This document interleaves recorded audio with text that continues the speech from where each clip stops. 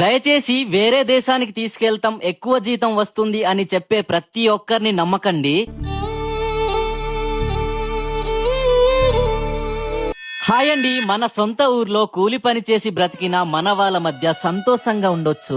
డబ్బు సంపాదించాలనే ఆశ కొన్నిసార్లు మన జీవితాన్నే ప్రమాదంలో పెడుతుంది. మనం వేరే దేశాలకు పనికి వెళ్ళినప్పుడు 1 సంవత్సరం గాని 2 సంవత్సరాలు గాని అగ్రిమెంట్ పై సంతకాలు చేయిస్తారు.